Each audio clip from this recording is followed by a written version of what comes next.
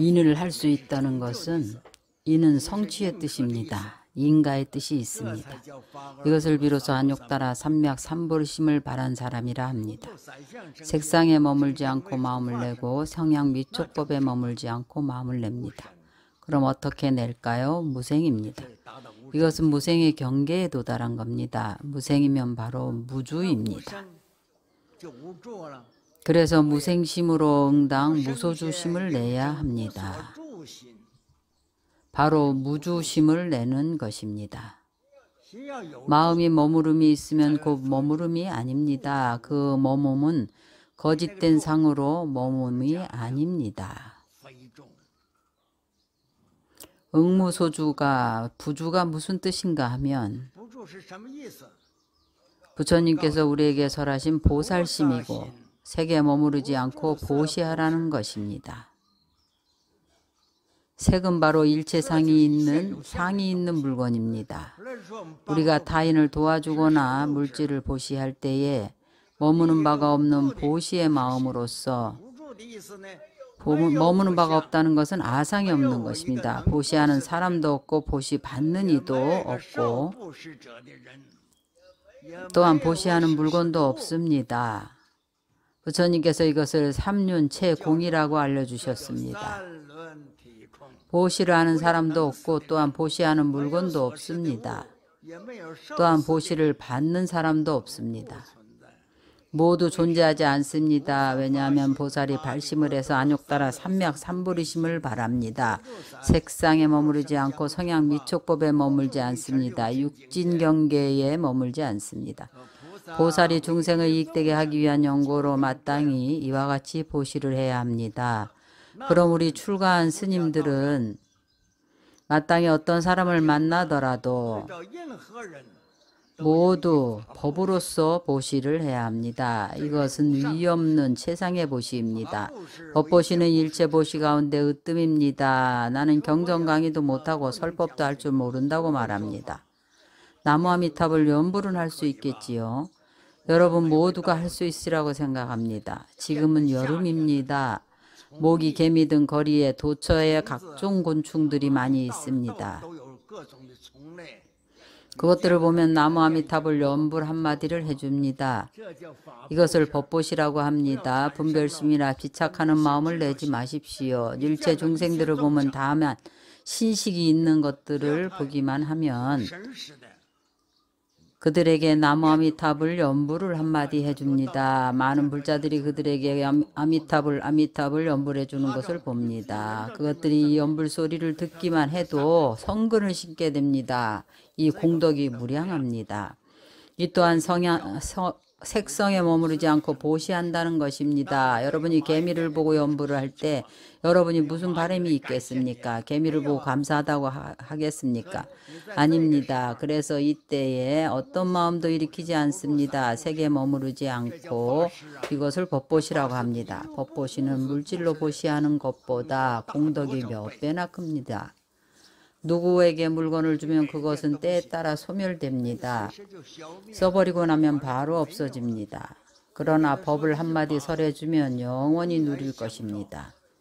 예를 들어 개미나 모기 한 마리 내지 일체의 작은 생명체들에게 그것들에게 연불을 해주면 내생의 사람으로 변합니다. 그것들이 이 한마디 법의 이익을 들으면 축생도에서 해탈할 수가 있습니다.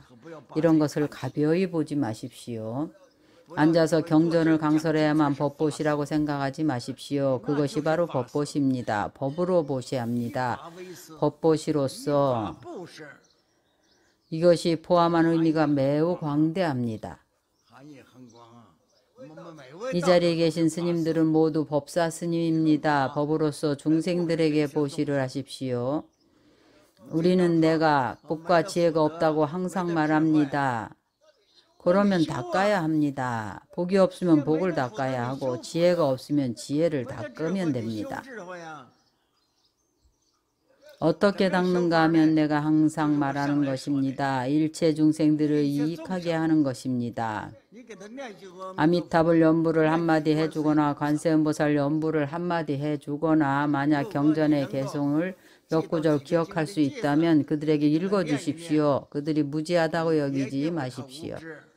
여러분이 한번 읽어주면 그들의 신식 속에 바로 제8 아레아식으로 들어갑니다. 영원히 종자가 됩니다. 그것이 발효가 되어야 하고 싹이 발화가 되어야 합니다. 이러한 의미를 알아서 법에 인색하지 말아야 합니다. 일체 중생을 보면 자신이 아는 것만큼 그들을 이익되게 할 수 있으면 바로 보시인 것입니다. 이것을 법보시라고 합니다. 경전을 강설해야 설법이라고 집착하지 마십시오. 그렇지 않습니다. 아미타불 연부를 권하고 반야바라미를 염하도록 권하면 우리 참선을 하는 스님들은 연부라는 자가 누구인가 하고 화두를 들게 합니다. 누가 연부를 하고 누가 밥을 먹고 누가 옷을 입는가. 다른 이가 들으면 마치 미친 사람 같습니다. 만약 도대체 누가 옷을 입는가 하고 생각을 하면 이것은 내가 어디 있고 내가 누구인가 라는 의미를 내포하고 있습니다. 몇 마디 더 하면 더욱 좋습니다. 부모님이 나를 낳기 전에 나는 어디에 있었는가? 낳고 나서 나는 또 누구인가? 누가 또 나인가? 이것이 화두를 참고하는 겁니다. 사유수를 하는 것입니다.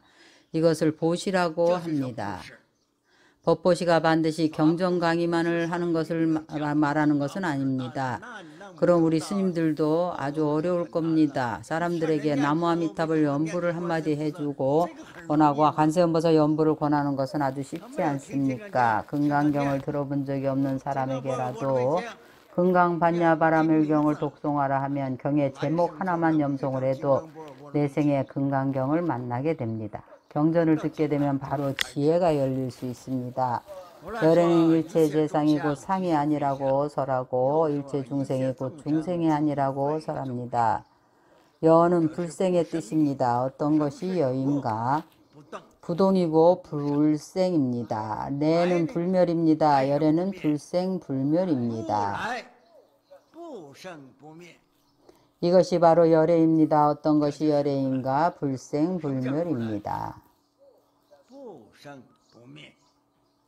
여는 불생이고 내는 불멸입니다. 아도 불생이고 인 또한 불생입니다.